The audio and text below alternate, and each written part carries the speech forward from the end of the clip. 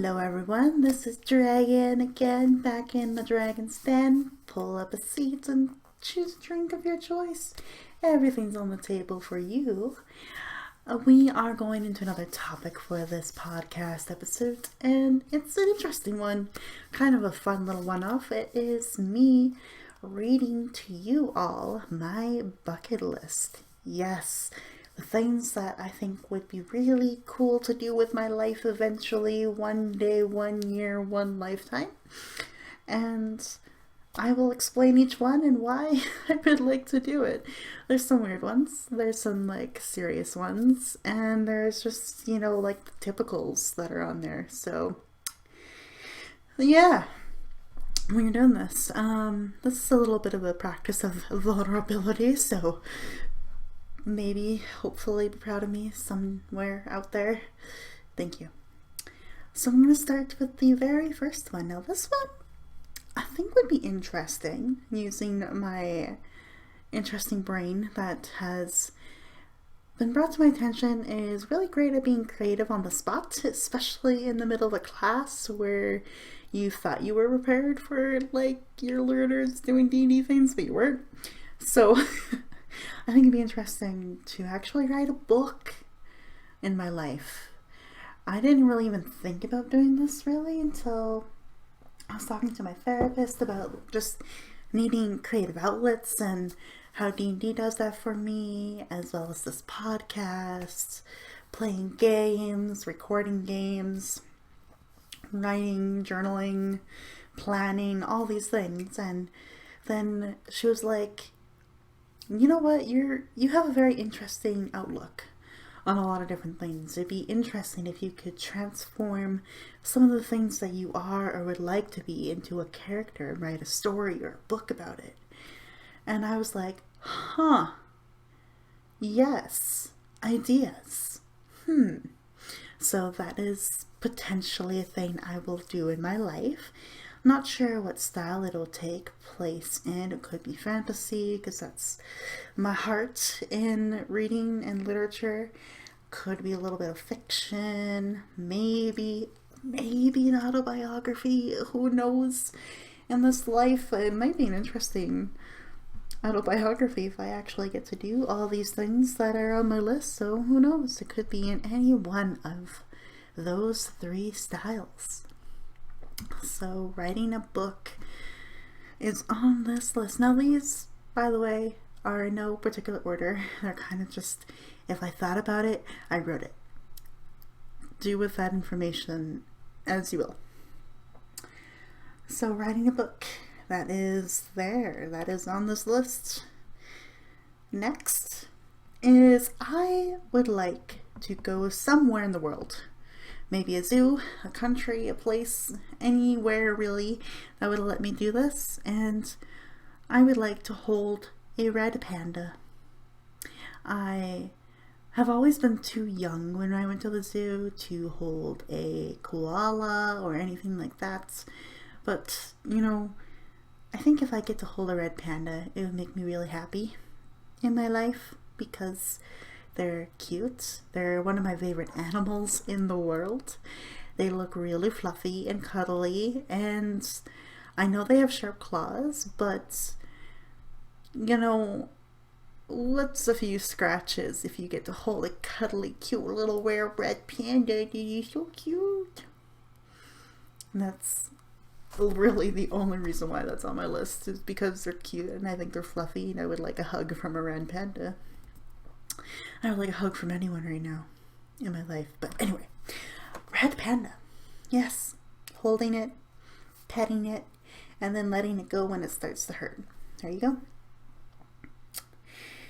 Now, the next that is on this list that I have written is to travel around South America. Now, who is surprised that traveling to places is on my list? I think no one should be that really surprised, but the reason South America. In university, I took quite a few different Spanish courses because I'm trying to become more fluent, but also aware of different cultures in the world. I think it's very important to do so. So you become an open-minded person, and you just are aware of things going on in the world outside your tiny little bubble. So I learned a lot about South American culture, especially in places like Argentina, Brazil, Chile, Peru, Uruguay, Paraguay, all the places really. And I think it'd be really, really cool to go around that area of the world and just travel, see the sights, go to the museums, learn even more about their history, especially from like the local personal perspective, which I value so much. And yeah, plus like a lot of my favorite soccer players in the world come from that area. Leo Messi in Argentina. Anyway, and yeah, I think it'll just be a beautiful part of the world to go see. Different wildlife and animals and creatures, and man, if I go south enough in Chile, maybe I'll go see them penguins that are down there. Who knows? So I think it'd be really neat. I know it's a little dangerous, but you know, if I travel with someone else maybe in my future, or just really stick to a very tight itinerary that doesn't go to the dangerous places, I'll be fine. But that would be the next one. I would love to go to South America. I have been to every country in North America now. Mexico, United States, and Canada, obviously. I have been into Europe and the UK. And, it's nice that I could get a little taste of these parts of the world. But I want to keep expanding and traveling and doing more. But first, a thing on my list that might be really helpful before I go to South America is to finally become as fluent as I can be in Spanish. Yes, I have been learning Spanish for quite a while. Started in high school, grade 10. All throughout university and still now, and I'm still really rough around the edges with it. So my goal is to get on Duolingo daily, keep up those streaks, really practice it, do those little like stories that they have in there, or like the little games that you can do, and really develop it further, because it'd be really cool to be able to think in two languages. Difficult. And I really empathize with all of you people who are English as a second language learners. I feel for you.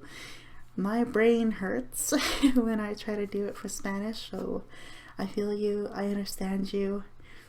And I think that also makes me pretty empathetic to people from other countries in the world as well. Very important skill to have, but yeah, I really want to work on my Spanish. I think it would be really beneficial, and who knows, maybe there will be a job in a Spanish-speaking country for me someday. And having that skill to live and have a good life there would be important. So those two bucket list items go well hand in hand. That's what I was trying to say. Let's see here. Now, more traveling, because I was in that kind of mindset apparently when I was doing this bucket list. There are 4 places here. 5. Oh, I'm reading through all of it. 6 places. Oh boy, here we go. I would like to go see the Palace of Versailles in France, as well as Paris, because the Louvre, of course, the Eiffel Tower, the river, everything in France, plus a lot of my favorite literature takes place in Paris. I would love to go there for those reasons, plus French cuisine, delicious. And Palace of Versailles, the historical significance of that palace, where the Treaty of Versailles was signed for the reparations that Germany and other countries had to pay after World War II, World War One, World War One, World War Two.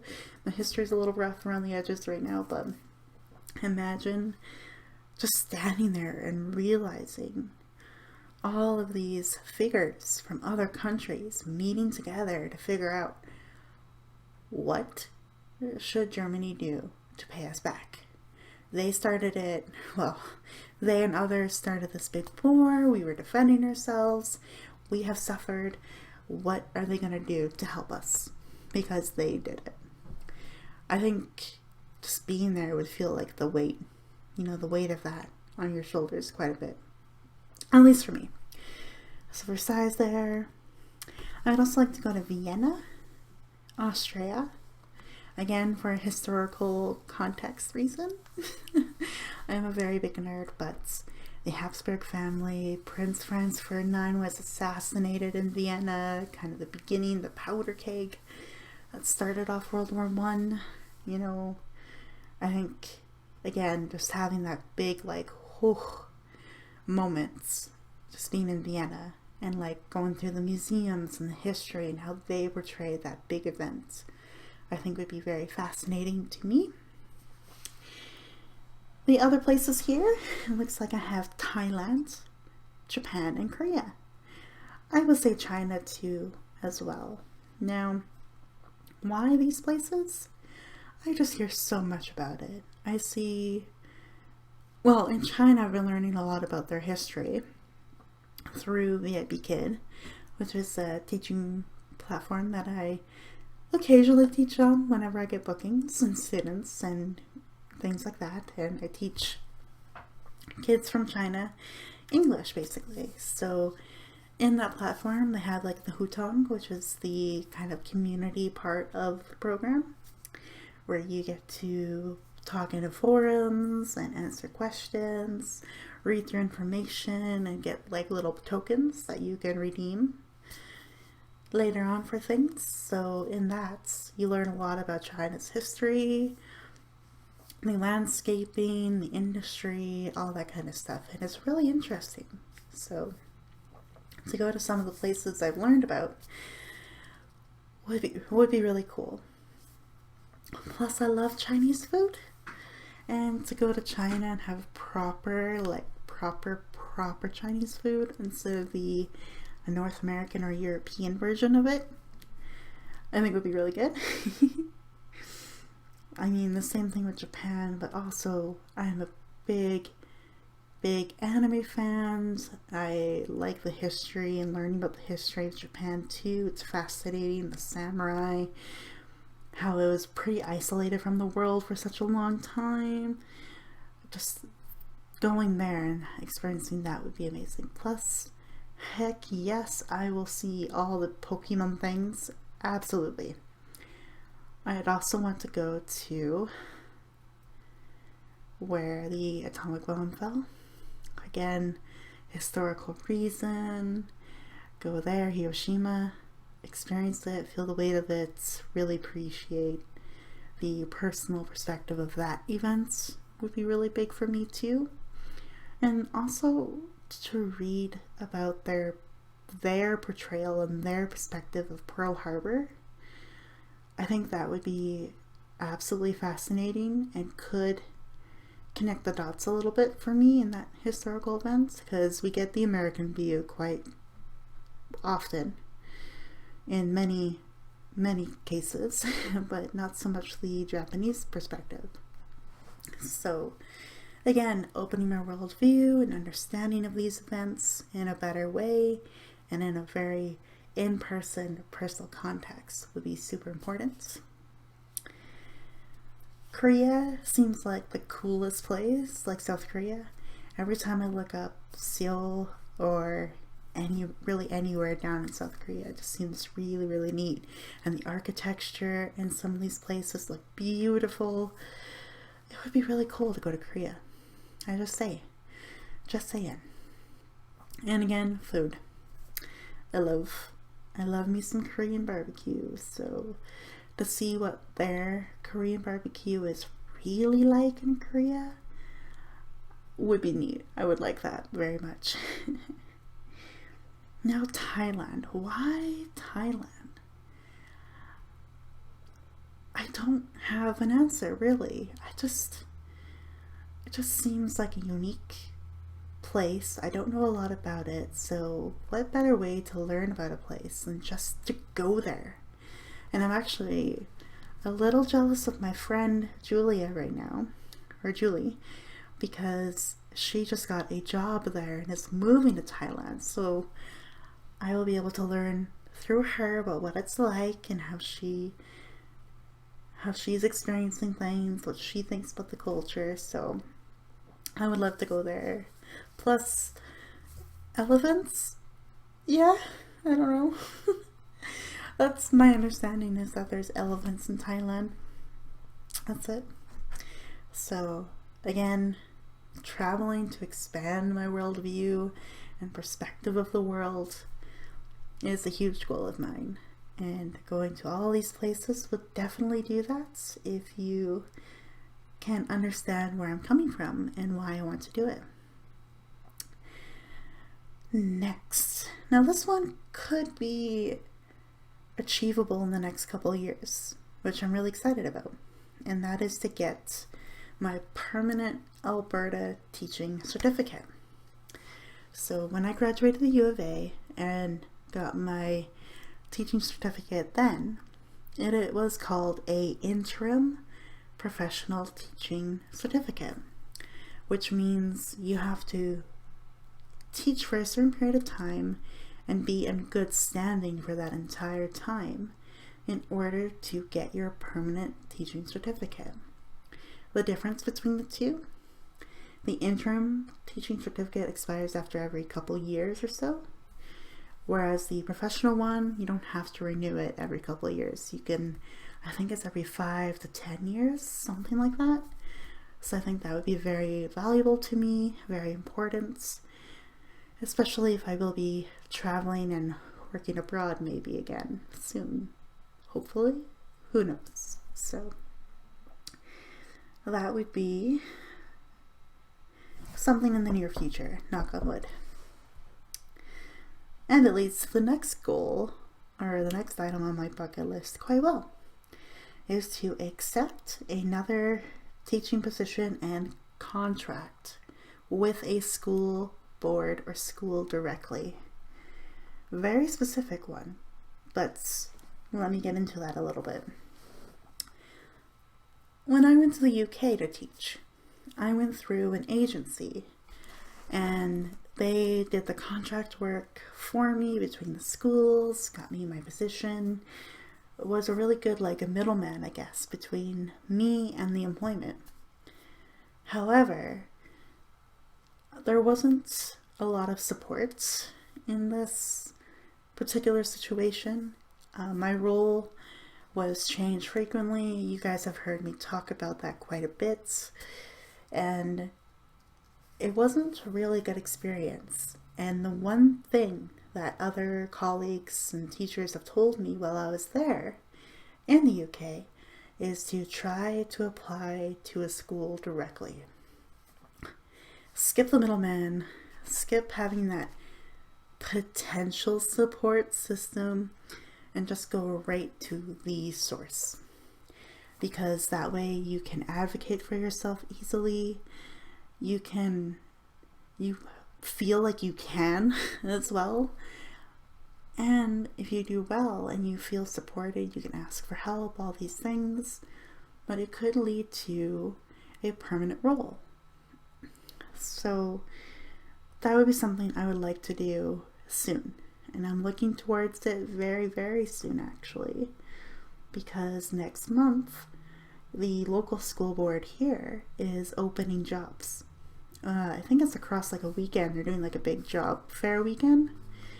So I'm going to be tidying up my resume and CV, making sure I can update my references and really get into the job board, like the online job board portal website, and prepare. So these two could be happening very soon for me. The teaching position that could hopefully lead to that permanent teaching certificate. So I'm looking forward to that. That will be very important to me. Very, very important to me. Now, the next bucket list item is something I'm working towards. It's a bit more of a physical challenge. So, for those that don't know, in the last almost year, I guess, I've been focusing a lot on my health. So, what I eat and exercising and really working on these things because I am a bigger person and just I want to get healthier. I think everybody does. And the one thing I want to challenge myself to do is to climb all the steps and hikes in the local park, like the River Valley Park here in my city. I don't like stairs. I like stairs going down them, but not going up. So I went to this park actually before the winter came, so I think probably October-ish, and I was able to do a few of these stairs, a few of the climbs, and then I walked about 5K. So with the stairs and the walking around, I did 5 kilometers, which is a big feat for me. I was really proud. And as I was standing under the bridge across the river, I was looking around, and there's just a lot of like big hikes that you can do up the sort of sides, like they're not cliffs per se, but I guess they are, because the valley is a really deep valley. So I would like to be able to climb all those steps to get to the very top on one side of the river and the other side, as well as the stairs to the bridge.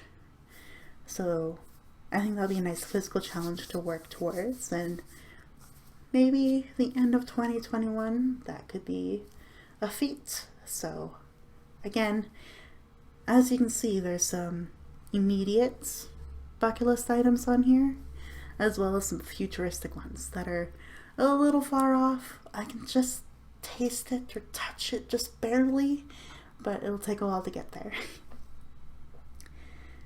So there's that. Now, I've talked about being abroad and traveling quite a bit, so this one I don't think I really need to go into much details about, but I would like to teach abroad again. Absolutely. Even if it's just one other country for a little while, I would love it.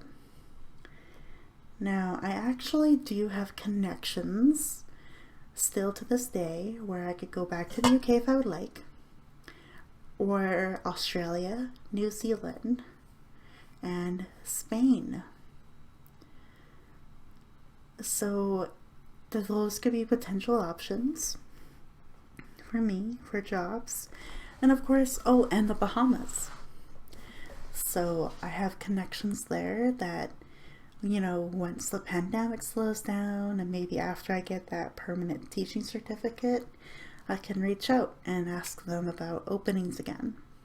So I'm holding on to those resources quite strongly. I haven't unsubscribed from those emails or the opportunities or the applications they send. I'm hanging on to them. Who knows what can come from it. So yeah, I'm really excited. I would love to do it. I would really, really like to do it. Yeah. Sorry, I'm like starting to daydream about all these things that would be amazing to do, that I want to do. And it gets you excited. We got to get over the hurdle of this pandemic. So, anyway. The next two are kind of the adventurous bucket item list that I think a lot of people may have on their list or may not, but I would like to go skydiving and go on a zipline. Yeah, I think that's pretty straightforward. I got my first real taste of adventure or danger or risk, I guess, when I was in Berlin and I went up in the world's largest helium balloon. That was scary. I didn't realize how high up we were going. I didn't realize how long we would be up there, what the whole system was like, the railing, the netting, everything. It was amazing. But the whole time going up, I was like, holy crap, the ground is falling beneath me, slowly inching away. Oh man, I'm really up high. And then when you get up there, or once you do it, what I felt afterwards was complete awe. Being able to see the entire city that you spent a weekend traversing from that height put me in a state of awe completely. I feel like skydiving, you won't really get to enjoy the view much, potentially. But for skydiving, I think it would be that rush, that kind of adrenaline. I'm not really an adrenaline junkie per se, but the rush of me slowly ascending into the sky in that balloon made me tingly. Like I can almost feel that again. And I think skydiving would do that for me too. Just that like tingling, like almost electricity just running through you. I would love that. Same with ziplining. I don't really care for if it's an indoor one or over a river, whatever. I think I would have that same sort of sense of electricity and energy and adrenaline.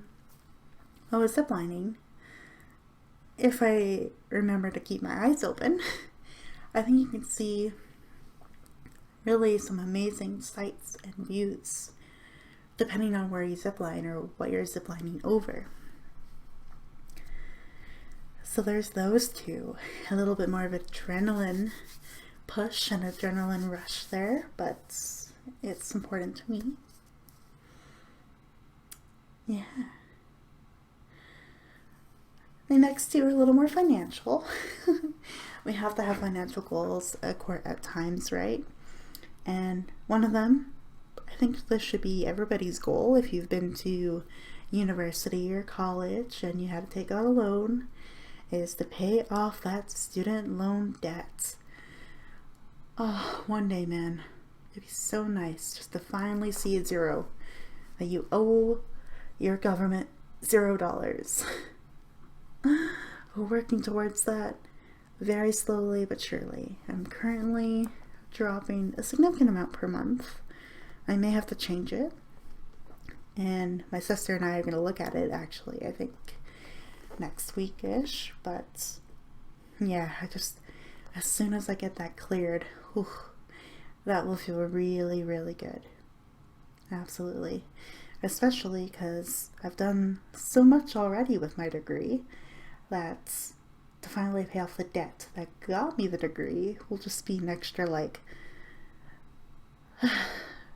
relief and a little bit of pride. I think I'll be a little proud of myself as well, because university was not easy. It took me longer than the 4 years to do the degree, which meant more money to spend, but I worked really, really hard, and if I keep working really, really hard, all things will be taken care of and it will feel really, really good.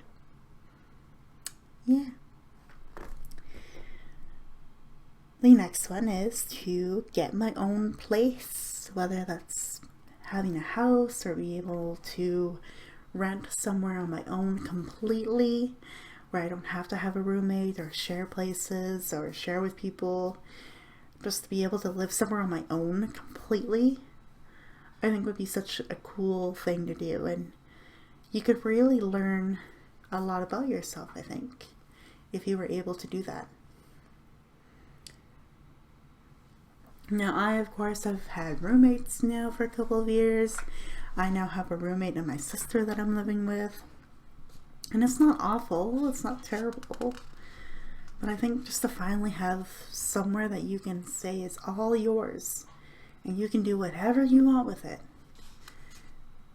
is a really cool thing, if you think about it. And some of you homeowners or whatever you do that have your own places, cabins, trailers, wherever you have, I think you know what I mean. And you guys are my motivation. I would love to have that one day. Absolutely. Now, getting towards the last couple things on my list. They're a little more personal, so this is where the vulnerability part kicks in. Oh boy. But they are important to me. I've realized I've lived a life where I haven't experienced a lot of love. I haven't really dated a lot. I haven't been in many relationships at all. I've been in just the one long distance relationship like 4 years ago and nothing since. It's really sad to like think about that. I am almost 27 and I haven't really been on a date. I haven't really experienced or met a lot of people, dated a lot of people, dated one extra person. I haven't done that, and I would like to. So one of the goals is to date more, put myself out there, get on dating apps, go meet with people, see if you connect or there's some sort of connection, and see where it goes. Have the thrill of all of that. Is really good, and this is something that I'm working on actually. I have met a guy and our schedules are so off. He works like closing, night shifts kind of thing, and I work early morning opening shifts. So it gets hard when we want to hang out, but we just can't because opposite schedules. But when we can hang out, it's nice to chat and feel appreciated, and having someone want to know you more is really cool, and I definitely want to experience that more. Absolutely. Because yeah, just admitting that out loud, oof, it's rough. I haven't felt a lot of love in my life or admiration or have anyone crush on me. None of that. I haven't had the chase or the flirting or any of that really at all. So to begin to experience it will be really, really nice. Absolutely. Plus, even if it doesn't work out and we still become friends, that's the next one on my list. Make more friends. Now I have all of you lovely people on the internet, far away, across the seas, in another country. I have many friends technically online, but in my real life, not really. I don't really have people that I can call up and say, hey, do you want to have a Zoom chat? Can we hang out? Or do you want to go for a coffee, see a movie, go bowling?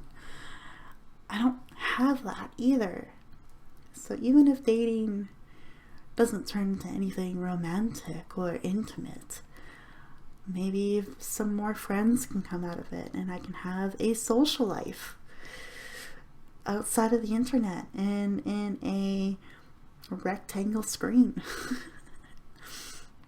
Not saying there's anything wrong with the friendships I have virtually, but to have more of that like in-person connection is something I definitely crave and would like more of. So there's that. And also, make new friends is on my bucket list. I need to go to different events. Like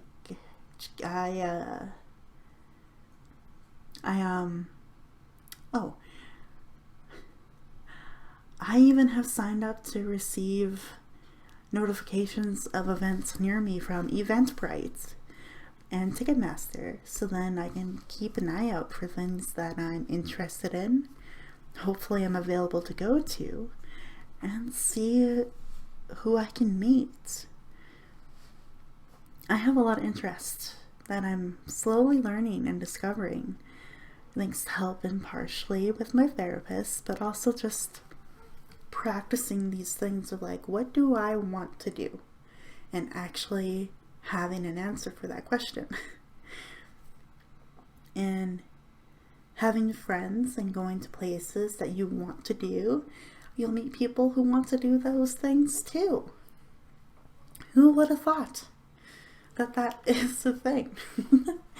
Makes me wish I was back in university, where I would have done a lot more, maybe clubs or organizations or student run things, and go to those more, but now I can. And I'm going to try to do that to see who is out there and who wants to be a friend with me. There's that as well. Building an in-person social life. Yes. Last but not least, and based on the lack of social and love life that I have now shared with you all, and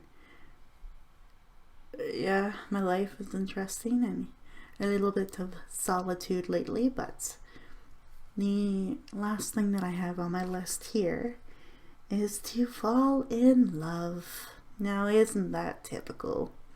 Find your one true love, the partner you'll spend the rest of your life with. Have those butterflies in your stomach. I want that so much. I think I deserve it. I think we all deserve to have someone who can have that effect on us and keep life interesting. And it's really idealistic, and there's a lot of idealism out of like falling in love and having the perfect life.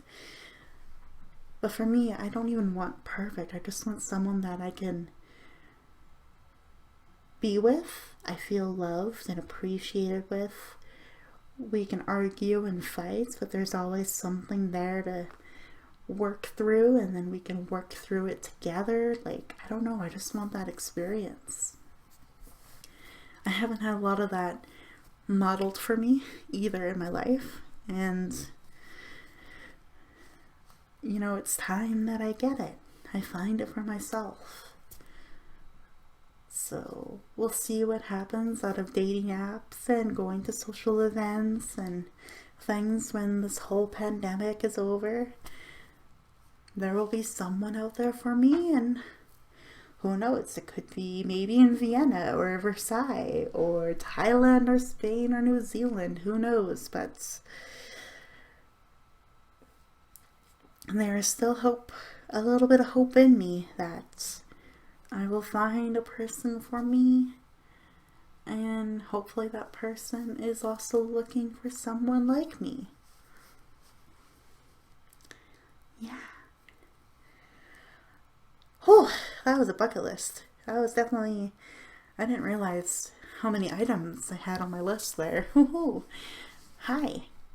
I was thinking about this quite a bit, I guess, throughout the last few months or so. But to recap, before I end this episode, I would like to write a book. Not sure of the genre yet, but maybe fiction, fantasy, or autobiography.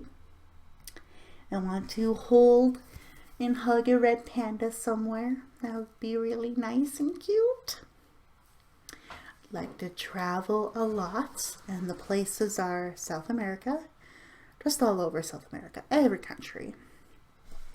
Versailles, Paris, Vienna, South Korea, Japan, China, and Thailand. I suppose I'm throwing New Zealand and Australia in there as well, because I would also like to teach abroad again. And I currently have connections with those places, as well as the Bahamas. Who knows? Then it was to become fluent in Spanish, or as fluent as can be. Really build that Spanish speaking skills. Get my permanent teaching certificate so I don't have to constantly renew my interim one in hopes that I am constantly in good standing with the Alberta Education Board. Finally get that. Accept a teaching position and contract with a school or school board directly, as agencies can be good, and I've seen it for others, absolutely, but I think I'd get more support and more opportunities applying directly to a school board or school. So that's my stance on all that. Some physical challenges: climb all the crazy steep steps in the river valley here in my city. Teach abroad again. I touched on that a little bit. Go skydiving, zip lining, to pay off my student loan debt completely. Finally have a place to myself where I can live alone or with someone, maybe. But to have my own place is on this list. Also to date more, go on more dates, meet new people, form connections, and feel a little bit of love and appreciation. That is there. Make more friends. Maybe I can make a lot more friends through this dating thing, or just even make friends in general by signing up for events that I'm interested in and building friendships based off shared interest. Yeah. And last but not least, the goal in life, not really, but one of my goals is to fall in love.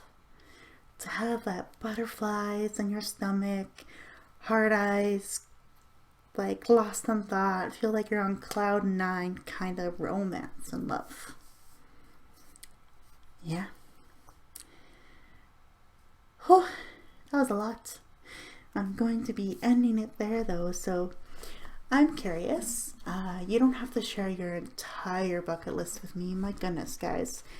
It's a lot to share your personal things with the internet. But tell me one thing that you would like to do in this life. I'm very curious. So podcast listeners, that's a challenge for you. In the comments below, or tweet at me, or DM me, whatever. Tell me one thing you would like to do. And who knows? Maybe I have some resources for you and I can help you with that. So reach out, tell me one thing on your bucket list, and we will call it an episode there. So thank you everyone for listening to my crazy goals and my ever expanding bucket list. I appreciate the support and you all listening. I hope you enjoyed your drinks by the cozy fire, and I'll see you in the next episode. Take care on your way out, and we will see you later. Bye bye.